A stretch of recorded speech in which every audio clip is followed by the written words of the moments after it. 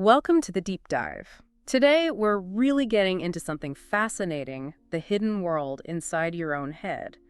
We're talking about habits. That's right, the autopilot that runs so much of our lives without us even, thinking about it. Exactly. And we're going deep into how they form, how they work in organizations too, and maybe most importantly, how you can actually change them.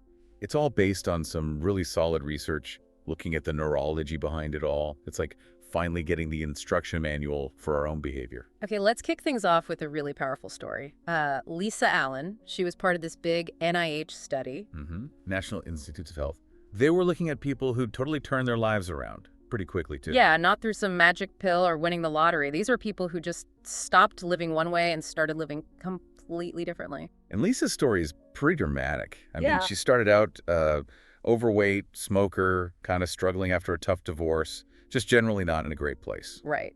But fast forward 4 years, she'd lost 60 pounds, run a marathon. Got a degree, bought a house. I mean, a complete transformation. So the researchers were looking at her brain scans, her history, everything, trying to figure out, how does this happen? How does someone remake their life so profoundly without some obvious external push? And the trigger wasn't some complex, life-altering plan, was it? No, not at all. It was almost random. She was on a trip to Cairo, feeling pretty low, jet-lagged. And she remembered she'd signed up for this, super strenuous trek through the desert. Exactly. And she had this moment of clarity, like, okay, if I'm going to survive this trek, I have to quit smoking. Just that one thing. That was the starting point.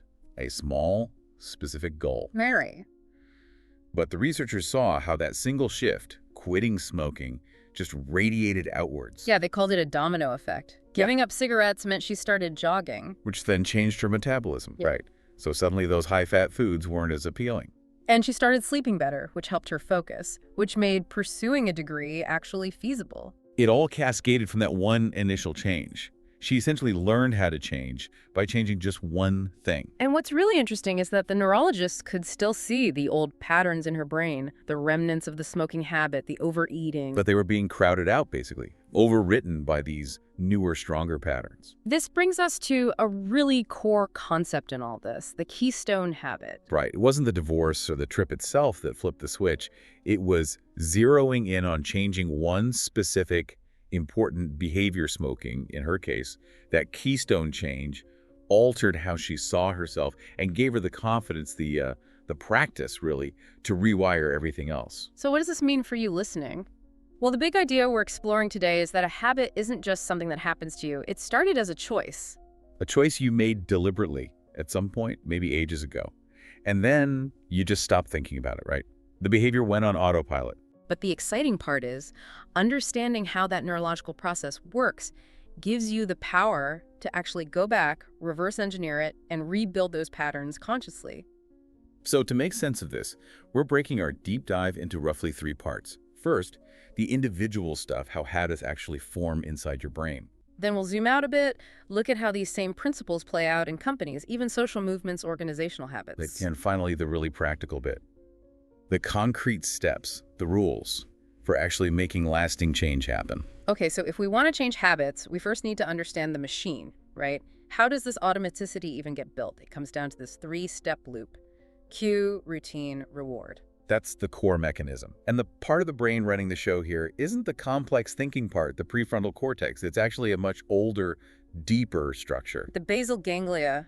Sounds kind of technical, but it's crucial. It really is. It's this tiny cluster of cells deep inside, kind of near the brainstem. Think of it as the brain's habit storage unit.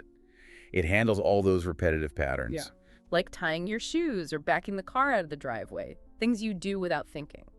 Exactly. Its main job is efficiency. It wants to automate as much as possible so your conscious brain, the cortex, can focus on the tricky stuff like, navigating a new city or figuring out a tough problem at work. There were these classic experiments at MIT with rats in a maze that showed this perfectly. Right, the T-maze. So when a rat was put in for the first time, trying to find a piece of chocolate, its brain was firing on all cylinders. Total sensory overload, processing the smells, the sounds, every little detail. High mental effort. But then, after doing it hundreds of times, the rat learned the route. Run straight, turn left, get the chocolate. And here's the key thing the researchers saw. Brain activity plummeted, right? Dramatically. Once the routine became automatic, the basal ganglia basically took over. It chunked that sequence of actions together into one smooth habit. The rest of the brain could kind of chill out. It's like the brain creating a shortcut. But the activity didn't disappear completely, did it? No, that's the fascinating part. It spiked at two specific points.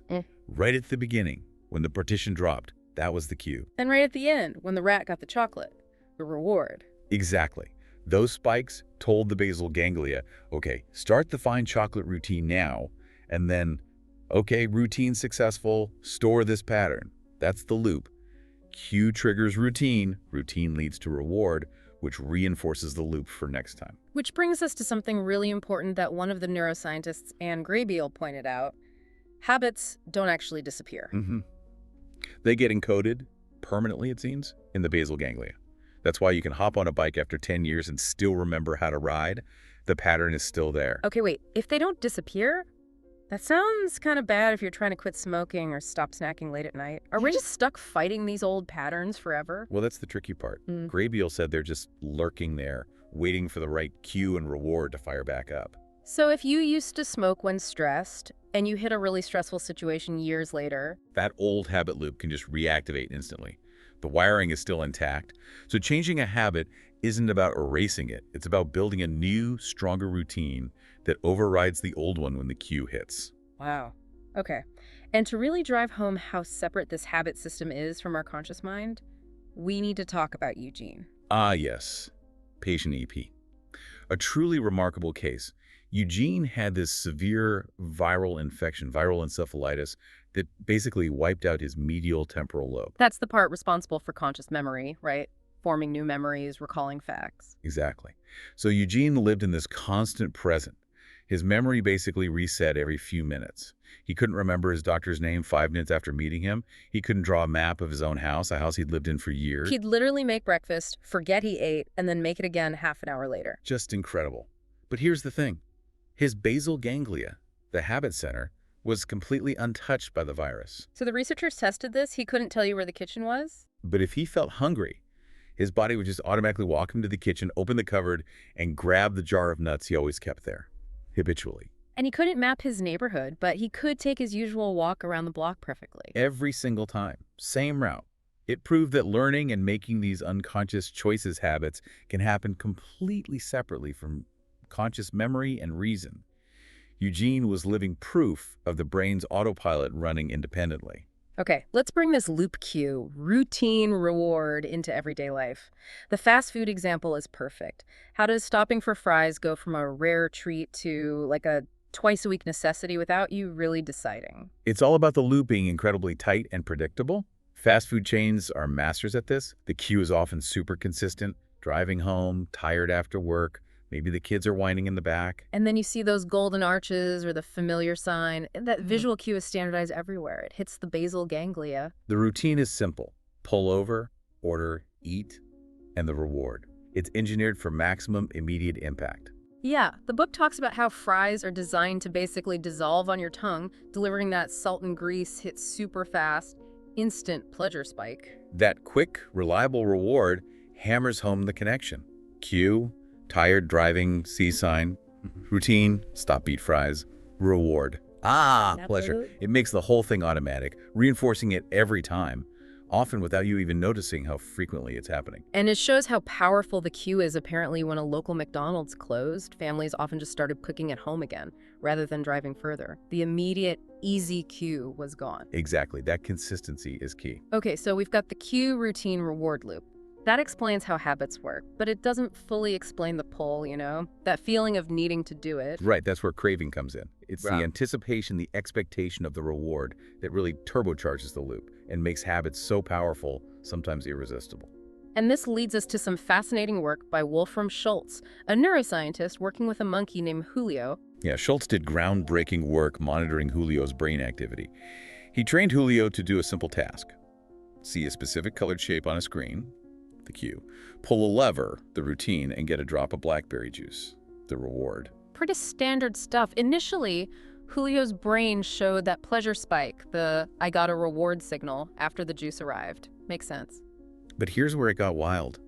As Julio repeated this, as the habit got stronger, the brain activity shifted. The pleasure spike started happening the moment he saw the colored shape, the cue. Before the juice even arrived. Exactly. His brain was anticipating the reward. The cue itself started triggering the feeling of pleasure.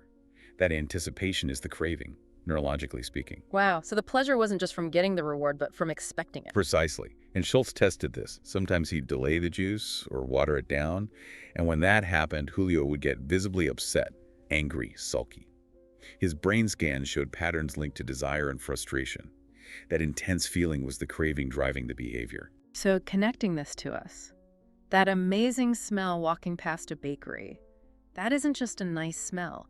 It's triggering that same anticipatory pleasure spike in our brains. That's the idea.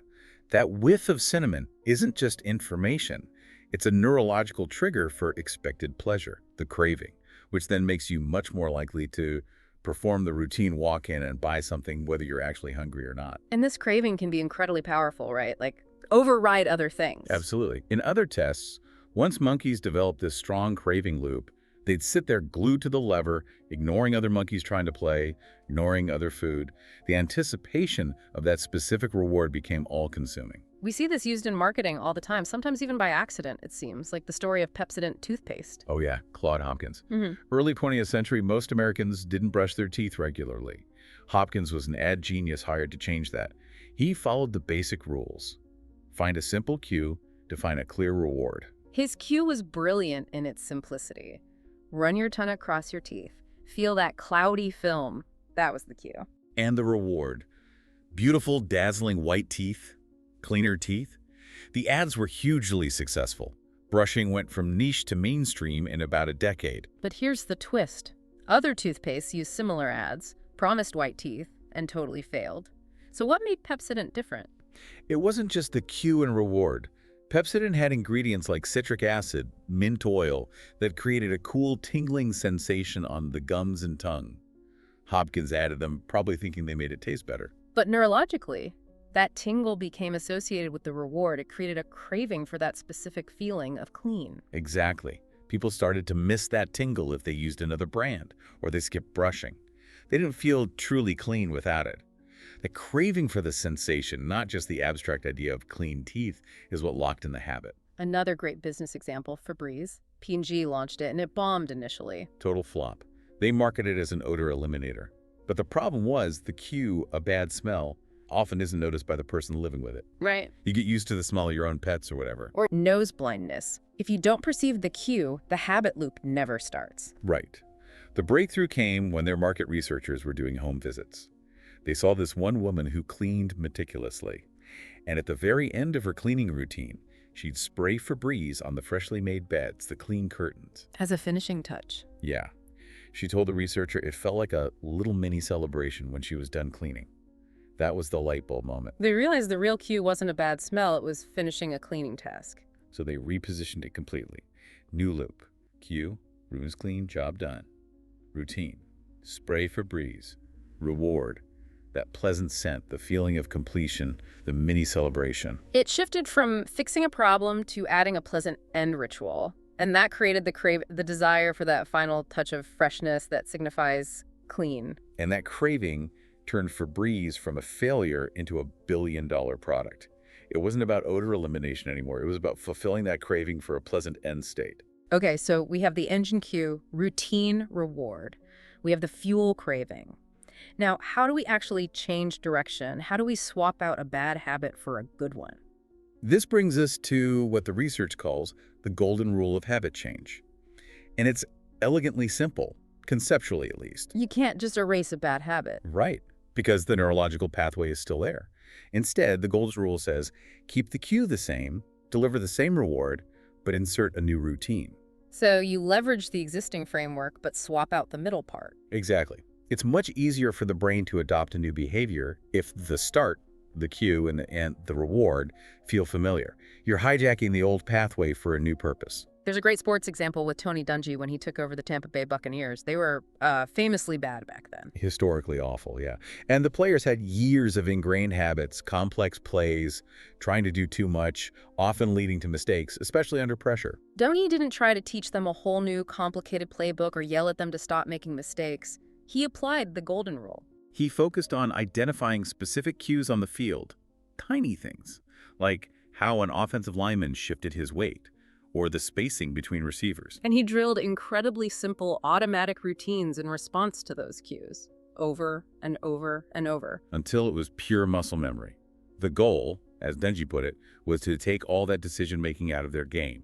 Less thinking, more reacting based on habit. So a player like safety John Lynch wouldn't have to consciously analyze the play. He'd see the cue, the quarterback's shoulder angle, say, and his body would just execute the pre-drilled routine, moving to intercept the ball before he even consciously processed it all. Duhigg essentially replaced complex, error-prone routines with hyper-efficient, simple ones, using the same game cues but leading to a much better outcome, the reward of winning plays and eventually winning seasons. Okay, that makes sense. Keep the cue, keep the reward, change the routine.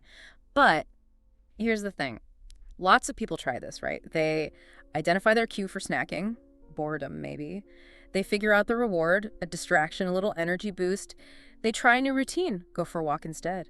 And it works for a while, but then stress hits and boom, they're back to the chips. Why? That's the crucial missing piece the research uncovered. The golden rule is necessary, but often not sufficient, especially for deep-rooted habits or when you're under duress. What's missing? Belief.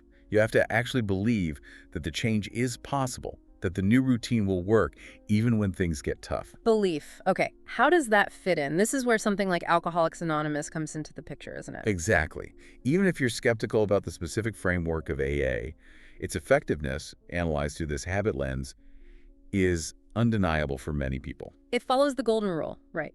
The cue is often stress, anxiety, loneliness, social pressure.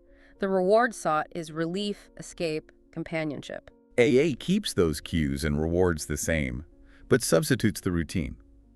Instead of drinking, the routine becomes going to a meeting, talking to a sponsor, sharing experiences, relying on the group support. But studies showed that just swapping the routine wasn't always enough for lasting sobriety, especially when major life stress hit, job loss, divorce, whatever. Right. The people who relapsed often understood the loop, but lacked something else.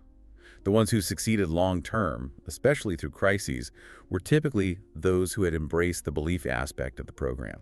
Believing in a higher power, or maybe just believing in the possibility of change itself. Yes. It wasn't necessarily about specific theology. It was the act of believing that change was possible, that they weren't powerless against the old habit. And crucially, that belief is often forged and sustained within a community. Seeing other people succeed, sharing the struggle, that builds the belief that it can work for you too. Precisely. That shared experience provides the psychological reinforcement needed to stick with a new routine when your willpower is low and the old habit is screaming loudest. Belief acts like armor during stressful times. We see this applied clinically, too, in things like habit reversal training. Like for nail biting, the example of Mandy. Right. Mandy had this chronic nail-biting habit. The therapy focused first on awareness training, helping her pinpoint the exact cue. And it wasn't always stress, was it? Sometimes it was just the physical feeling of a rough edge on a nail, or just boredom, a kind of tension. Exactly. Identifying that precise trigger. The reward was often a kind of physical stimulation, a momentary release or distraction. Then came the second step, the competing response, a new routine. Instead of bringing her hand to her mouth when she felt the cue, she was taught to do something else, like clench her fists or press her fingertips onto her leg or a desk, something physically incompatible with biting, but that still provided some minor physical stimulus. So, same cue, tension rough edge, same basic reward category, physical sensation release, but a different, non-destructive routine. And with practice, that competing response became the new automatic habit.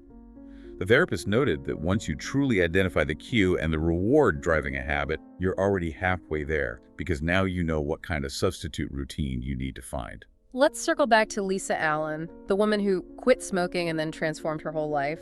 That illustrates this really powerful idea of keystone habits. Yeah, these are specific habits that, when you change them, seem to set off this chain reaction. They spark other positive changes almost automatically. It's not like you have to tackle every single bad habit individually. You find the right keystone and other things start to fall into place. And one of the most striking examples of this comes from the business world, with Paul O'Neill at Alcoa. The aluminum company. He became CEO in 1987, and his first big speech to Wall Street investors was, well, it was unexpected. Understatement. They were expecting talk about profits, synergy, cutting costs, Right. Standard CEO stuff. Instead, O'Neill gets up there and says his number one priority, the only thing he wanted to focus on initially, was worker safety. 0 injuries. Wall Street was completely baffled, angry even. The stock actually dipped right after. They thought he was some crazy idealist who was going to tank the company focusing on safety instead of profits. But O'Neill had this incredibly insightful strategic reason. He understood that safety at a company like Alcoa with molten metal and heavy machinery wasn't just a side issue. It was a potential keystone habit for the entire organization. His logic was, to achieve an exceptional safety record, you'd have to fundamentally change how the company operated. Communication had to be better, training had to be better, processes had to be redesigned. Right. If workers were getting injured pouring molten metal, you had to fix the pouring system itself. Fixing that didn't just reduce injuries, it often reduced wasted material, which lowered costs. If a machine malfunctioned and posed a safety risk, procedures had to ensure it was reported and fixed immediately. That improved safety, but it also improved product quality, because faulty machines were a main cause of defects. So focusing relentlessly on this one thing, safety forced changes that rippled through manufacturing, communication, management, everything. It became the organizational habit that drove down costs, pushed quality up, boosted productivity. O'Neill never obsessed about profits in his speeches, but by focusing on the keystone habit of safety, Alcoa's profits soared. Its market value increased massively under his leadership. It's a brilliant example, and we see the same keystone principle applied to individuals achieving peak performance, like Michael Phelps. Yeah, his coach, Bob Bowman, knew Phelps had the physical talent. But winning Olympic gold required more. It required mental toughness, consistency. So Bowman didn't just focus on swimming technique. He drilled specific keystone habits into Phelps's routine, particularly the pre-race ritual. The famous videotape. Before every single race, even in practice, Phelps would go through the exact same sequence. Stretching, specific music, hip-hop usually, and critically intense visualization. He wouldn't just visualize winning, he'd mentally rehearse the perfect race, stroke by stroke, turn by turn, anticipating how the water would feel, the sounds, everything, creating this perfect mental movie. These routines created what the book calls small wins. Each time he executed the pre-race routine perfectly, each time he visualized flawlessly, it was a small victory that built confidence and reinforced discipline. And that keystone habit of the pre-race ritual and visualization locked in other good habits: diet, sleep, practice intensity. It all became part of the high-performance package. The ultimate proof came in the 2008 Beijing Olympics, the 200-meter butterfly. His goggles filled with water right at the start. He was swimming blind. Disaster, right? Panic situation for almost anyone. But Phelps didn't panic. Because he had run that mental videotape thousands of times, he knew exactly how many strokes it should take him to get from one wall to the next. 19, maybe 21, depending on the turn. So he just started counting his strokes while swimming blind in an Olympic final. Exactly. He relied entirely on the automated routine ingrained by that keystone habit of visualization. He swam the race perfectly by feel and count, touched the wall, won the gold, and set a world record. It showed how a deeply ingrained habit can take over and ensure success even when conscious control is compromised. Wow. And a keystone habit doesn't have to be something huge like quitting smoking or Olympic training, right? It can be smaller. Absolutely. Think about food journaling. There was a study where people were asked to do just one thing. Write down what they ate, maybe just once a week to start. Just tracking it? No instructions to diet or change anything else? Right. But that simple act of writing it down, that keystone habit of self-monitoring, created awareness. People started noticing patterns they hadn't seen before. I always seem to grab cookies around 3 p.m. And that awareness led to spontaneous changes. Often, yes. They'd start planning ahead, maybe packing an apple for that 3 p.m. slump, or making healthier dinner choices because they'd seen their lunch patterns clearly. They started implementing other small healthy habits without being told to. And the results were significant, weren't they? Yeah, the participants who kept daily food logs ended up losing twice as much weight as others in the study. Just from the cascade effect of that one keystone habit, tracking. It created the structure for other changes to emerge. Okay, so changing habits involves the loop, craving, belief, and maybe finding a keystone habit. But sticking with it, especially when tempted, that often comes down to willpower. Right. And there's been fascinating research into willpower itself. It's not just about being strong-minded.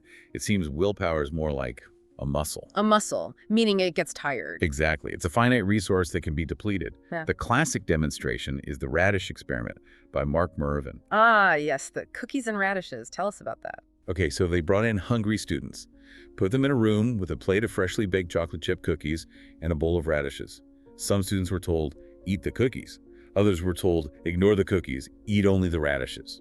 Forcing the radish group to use serious willpower to resist those cookies. Serious willpower.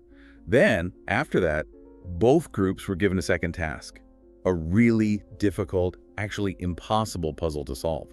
They measured how long they persisted before giving up. And the radish eaters gave up way faster. Significantly faster, sometimes in just a few minutes. They had depleted their willpower muscle resisting the cookies, so they had less mental energy left for the challenging puzzle. The cookie eaters, who hadn't needed willpower, persisted much longer. That makes so much sense. It explains why, after a long day of resisting temptations at work or dealing with stressful situations, you might totally cave and eat junk food late at night. Your willpower muscle is just exhausted. Precisely. But the good news is, like a muscle, willpower can apparently be strengthened with practice. Studies found that people who took on small, unrelated discipline challenges, like sticking to an exercise program or carefully tracking their spending, actually got better at resisting other temptations too. Their overall willpower capacity seemed to grow. So organizations that need employees to handle stressful situations calmly, like Starbucks, they need to factor this in, right? They can't just rely on employees having strong willpower all the time, especially with high turnover. Exactly. Starbucks realized this. They had employees like one named Travis mentioned in the book who came from backgrounds where maybe self-control hadn't been consistently modeled or easy. They needed a system. So Starbucks trained willpower habits. How does that work? They focused on identifying specific, high-stress moments, inflection points, they called them. The classic example is dealing with an angry, yelling customer. That's a moment when willpower is crucial but also likely to fail. So instead of just telling employees stay calm, they gave them a pre-planned routine. Exactly. It's called an implementation intention, a specific plan for how to act when a specific cue arises. Starbucks developed the latte method. Latte, like the drink. Yeah. It stands for listen to the customer, acknowledge their complaint, take action to solve the problem, thank them, and explain why the problem occurred. It's basically a script, a pre-programmed routine for the cue angry customer. Right. So when that stressful cue hits, the employee doesn't have to drain their limited willpower deciding how to react calmly. They just execute the latte routine automatically. It reduces the cognitive load at the critical moment, making the desired behavior much more likely. It's building the willpower response into the organizational habit. That's clever. Shifting from individual habits now to how organizations function, the book talks about truces. What are those? Organizational routines, the unwritten rules, the way things have always been done. These often function as truces. They keep the peace between different departments or individuals, create predictability. Everyone knows their role, their turf. Sounds stable, maybe even efficient sometimes, but potentially dangerous. Highly dangerous, especially in a crisis. Because these truces often prioritize internal stability over flexibility or even common sense. The tragic King's Cross underground fire in London is a chilling example. Yeah, that was awful. How did organizational truces play a role there? The investigation revealed incredibly rigid departmental silos. Ticket clerks worked for one department, station maintenance another, fire safety yet another, and the unwritten rule, the truce, was you do your job and don't interfere with anyone else's. So when a small fire started under an escalator... A ticket clerk saw it, actually put out a burning tissue with a magazine. But he didn't call the fire brigade. Why? Because fire safety wasn't his department's responsibility. That was the truce. That inertia, that sticking to the routine, even when it made no sense, had catastrophic consequences. 31 people died because the established truces prevented a swift, coordinated response. It's a stark contrast to what happened at Rhode Island Hospital. They had a series of horrifying surgical errors operating on the wrong side of patients' heads multiple times. Unbelievable. That must have created a massive crisis. Exactly. Huge media attention, fines, lawsuits. It created what one administrator called a necessary jolt. That intense crisis shattered the existing organizational truces, particularly the ones that protected surgeons from oversight. So the crisis made change possible. Yes. Things that doctors had resisted for years, mandatory checklists before surgery, required timeouts to confirm details, anonymous reporting systems for errors were suddenly implemented. The sense of crisis made the old habits, the old truths, malleable. People were willing to accept changes to survive the immediate threat. So good leaders, maybe counterintuitively, sometimes need to leverage a crisis. Or at least recognize that a crisis creates a unique window of opportunity. It makes those entrenched organizational habits and those comfortable truces suddenly open to being rewritten, potentially for the better and permanently. And finally, we see organizations getting really sophisticated at using habit loops, sometimes quite subtly, to influence us as consumers. Target's pregnancy prediction story is famous now. Yeah, Andrew Pohl and his team at Target figured out they could analyze buying patterns. Things like switching to unscented lotion, buying certain supplements like magnesium or zinc, lots of cotton balls. And use that data to create a pregnancy prediction score for shoppers. And their models got scarily accurate. They could often tell a woman was pregnant very early on, sometimes even before her family knew. Huge marketing potential, right? Send coupons for diapers and cribs. But they hit a snag. People get really creeped out if they think a company knows too much private information about them. It feels like a violation. Exactly. It breaks the implicit truce we have with retailers. So Target couldn't just send a booklet saying congrats on your baby. It would backfire. So they had to camouflage it. Precisely. They learned to mix the baby-related coupons in with totally random stuff. A coupon for diapers next to one for a lawnmower, a coupon for baby clothes alongside one for wine glasses. Making the targeted ad seem accidental, random. Yeah, blending the new marketing message into the customer's existing shopping habits and expectations. Making the intervention feel normal, not intrusive. It allowed them to leverage the habit loop knowledge without triggering the consumer's defenses. So wrapping this all up, what's the big takeaway from this deep dive into the power of habit? I think the most empowering message is that habits are not destiny. They might feel automatic, inescapable sometimes, but they're fundamentally malleable. Once you understand the mechanics, that cue routine reward loop, the role of craving, the importance of belief, you actually gain the ability to consciously choose your habits. It takes effort, no doubt. Yeah. You have to deliberately identify the cues and rewards, consciously choose and practice a new routine, maybe find that keystone habit. But change is possible. It's about recognizing the autopilot exists, but remembering that the pilot, your conscious self, can still set the course. There's a wonderful connection here to the philosopher and psychologist William James. He really struggled in his 20s with depression and uncertainty, felt like he had no control. And he undertook this personal experiment, didn't he? He did. He decided, for 1 year, simply to choose to believe that he had free will, that he could control his thoughts and actions, even though he couldn't scientifically prove it. He called it his first act of free will, to believe in free will itself. Exactly. And that fundamental choice, that act of belief, combined with consciously building new intellectual and practical habits day by day, completely transformed his life.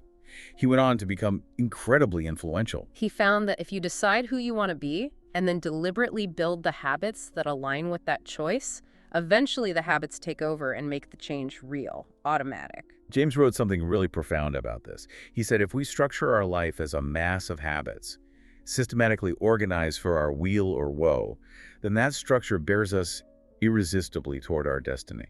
So the ultimate power of habit isn't just the automation. It's recognizing that you, consciously, can be the architect of that automation.